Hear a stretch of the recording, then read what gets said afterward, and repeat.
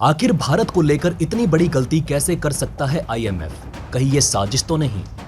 भारत 2 साल पहले ही बन जाएगा आर्थिक महाशक्ति। आईएमएफ से यहां हो गई बड़ी चूक। चीन ने समय आते ही दिखा दिया रंग। रूस को भारी पड़ गई चीन से ये दोस्ती। चीन ने ऐसा किया कि रूस ने सोचा ना होगा। रूस को आने लगी भारत की याद। दोस्तों, इंटरनेशनल मॉनेटरी फंड यानी कि आईएमएफ ने माना है कि भारतीय अर्थव्यवस्था की वृद्धि दर का अनुमान लगाने में उससे गलती हुई है, जिसे अब ठीक कर लिया गया है। अंतर्राष्ट्रीय मुद्रा कोष यानी कि आईएमएफ ने कहा कि भारत के आर्थिक विकास पर उनकी कैलकुलेशन में कुछ गलती हो गई थी, जो अब सही कर ली गई है। और ये कहा गया कि पहले जो ग्रोथ रेट का अनुमान लगाया गया था, उसके मुकाबले भारत का ग्रोथ रेट ज्यादा है। आईएमएफ ने मान ली गलती। आईएमएफ ने भारतीय अर्थव्यवस्था की ग्रोथ रेट को लेकर कहा कि उसने जो रिपोर्ट तैयार की थी उसमें सुधार किया गया है, क्योंकि उसमें गणितीय गलती यानी कि मैथमेटिकल एरर किया गया था।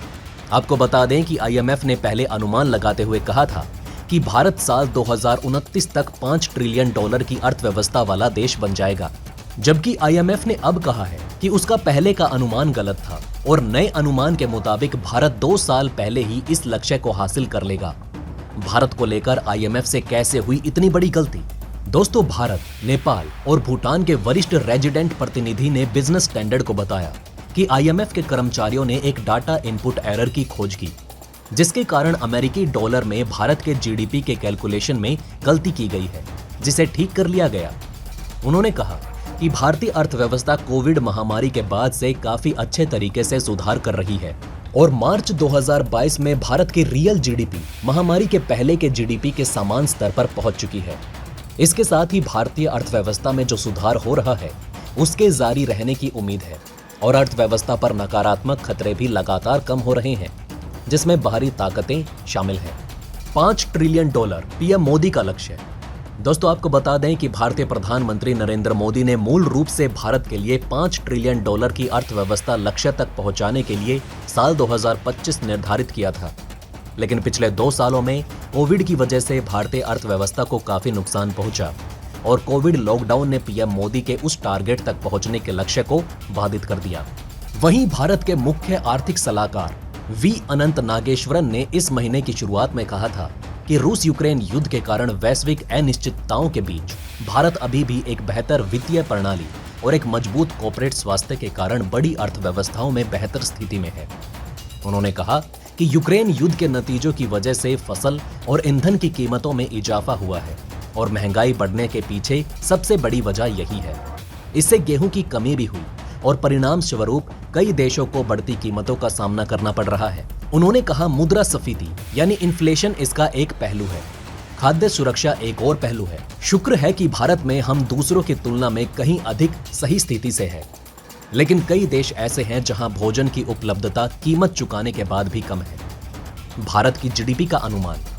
दोस्तों, आईएमएफ ने अपनी गलती में सुधार के बाद अनुमान लगाया कि मौजूदा कीमतों पर भारत का जीडीपी $3.5 ट्रिलियन का हो चुका है, जिसके साल 2023 से 24 में $3.8 ट्रिलियन और 2024 से 25 में $4.2 ट्रिलियन तक पहुंचने की उम्मीद है।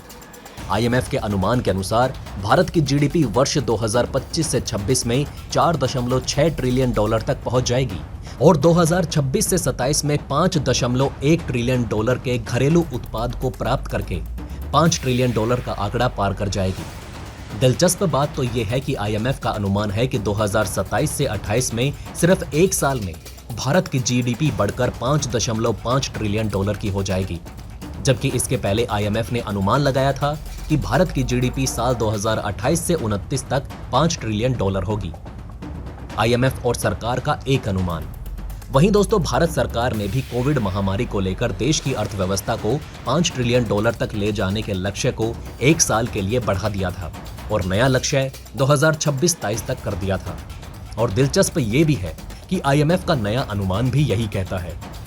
भारत सरकार का लक्ष्य अब वित्त वर्ष 2025-26 तक का अगले वर्ष 8 से 9% तक जीडीपी ग्रोथ हासिल करने का है, ताकि $5 ट्रिलियन की अर्थव्यवस्था बनाने की तरफ तेजी से आगे बढ़ा जाए। मुख्य आर्थिक सलाहकार वी अनंत नागेश्वरन ने कहा कि अगर हम 8 से 9% तक रियल जीडीपी ग्रोथ रेट बनाए रखते हैं तो ये $8 की जीडीपी वृद्धि में तब्दील हो जाएगी। और ऐसे में हमारा अनुमान ये है कि हमें साल 2025 से 26 या 26 से 27 तक $5 ट्रिलियन की अर्थव्यवस्था का लक्ष्य हासिल कर लेना चाहिए। आईएमएफ के विकास दर का अनुमान। दोस्तों, आईएमएफ ने वित्त वर्ष 2022-23 में भारत के 8.2% बढ़ने का अनुमान लगाया, जो रूस के यूक्रेन पर आक्रमण, ईंधन और खाद्य कीमतों में वृद्धि के कारण उच्च मुद्रास्फीति के कारण 9% के अपने पहले के पूर्व अनुमान से थोड़ा कम है, जो आर्थिक विकास के लक्ष्य को पूरा करने की दिशा में एक स्पीड ब्रेकर का काम करेगा। जिसके बाद अनुमान है कि भारत की जीडीपी 2023 से 24 में 6.9% की रफ्तार से बढ़ेगी, जो पहले अनुमानित 7.1% की तुलना में 2% कम है। वहीं दोस्तों 2024 से 25 और 2025 से 26 के दौरान जीडीपी के 7% बढ़ने का अनुमान है। अब आइए आपको दूसरी खबर की तरफ ले चलते हैं, जहां चीन रूस का फायदा उठा रहा है। दोस्तों, यूक्रेन में चल रहे संघर्ष के परिणाम स्वरूप कई पश्चिमी देशों ने तेल की खरीद के मामले में रूस के साथ अपना व्यापार बंद कर दिया। अमेरिका और पश्चिमी देश मिलकर रूस के साथ तेल और गैस के आयात को पूरे तरीके से रोकना चाहते हैं, ताकि रूसी अर्थव्यवस्था की कमर तोड़ी जा सके। इससे रूसी अर्थव्यवस्था को एक बड़ा झटका भी लगा है। हालांकि व्लादिमीर पुतिन इसकी काट ढूंढने में लगे हुए हैं और अपने कच्चे तेल को चीन को बेचकर स्थिति को कंट्रोल करने में लगे हैं। लगातार गैस और तेल खरीद रहा चीन। दोस्तों, रूस और यूक्रेन के बीच युद्ध के कारण पैदा हुए संकट का सीधा फायदा अब चीन उठाने लगा है। चीन ने धीरे धीरे रूस से गैस और तेल का आयात बढ़ा दिया है। राइटर्स के एक रिपोर्ट के मुताबिक चीन ने रूस से तेल, गैस और कोयले की खरीद में 75% की बढ़ोतरी कर दी है। पिछले एक साल के मुकाबले चीन ने 80% से ज्यादा नेचुरल गैस खरीदा है। घरेलू स्तर पर मांग कम होने के बावजूद चीन लगातार रूस से गैस और तेल खरीद रहा है। बड़ी चीनी कंपनियां कर रही हैं खरीदारी। कोरोना और लॉकडाउन की वजह से पहले ही चीन में तेल की मांग काफी कम है। इसके बावजूद चीन अब ऐसे स्टॉक करने में लगा है जहां चीन को पता है कि इस समय रूस से वो काफी फायदा उठा सकता है। राइटर्स के एक रिपोर्ट के मुताबिक चीन का तेल आयात लगभग 1.1 मिलियन बैरल प्रतिदिन तक जा सकता है, जबकि ये पहली तिमाही में 7.5 लाख बैरल प्रतिदिन था। रिपोर्ट के मुताबिक ये खरीदारी एशिया के शीर्ष रिफाइनर सिनोपेक कॉर्प के व्यापारिक शाखा यूनिपेक और चीन के रक्षा समूह नोरिंको की एक इकाई जेनुआ ऑयल द्वारा की जा रही है। $29 प्रति बैरल की दर से तेल बेच रहा रूस।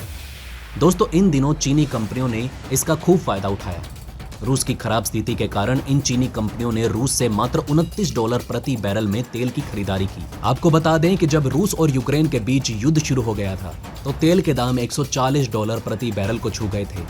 वहीं अब मात्र $29 प्रति बैरल की दर से चीन को रूस से तेल मिलना बेहद चौंकाने वाला है। इससे साबित होता है कि ये युद्ध चीन के लिए फायदे का सौदा बन चुका है। कोरोना से बेहद बुरी तरह प्रभावित चीनी अर्थव्यवस्था को इस सस्ते तेल की खरीदारी से राहत मिलने की उम्मीद है। तो दोस्तों, अब आप हमें कमेंट सेक्शन में बताइए कि क्या ये बातें आपको पहले से पता थी। अगर नहीं तो इनमें से कौन सी बात आपको सबसे ज्यादा इंटरेस्टिंग लगी, और कमेंट बॉक्स में जय हिंद लिखना ना भूलिएगा। दोस्तों, हमारी इस वीडियो में हमने आपको बहुत सी बातें बताने की कोशिश की। अगर आपको हमारी ये कोशिश अच्छी लगी हो तो प्लीज़ लाइक करें इस वीडियो को, और इसी तरह की और जानकारी पाने के लिए सब्सक्राइब करें हमारे चैनल को। जितना हो सके इस वीडियो को शेयर करना ना भूलें। धन्यवाद। हम फिर मिलेंगे एक और इंटरेस्टिंग टॉपिक के साथ।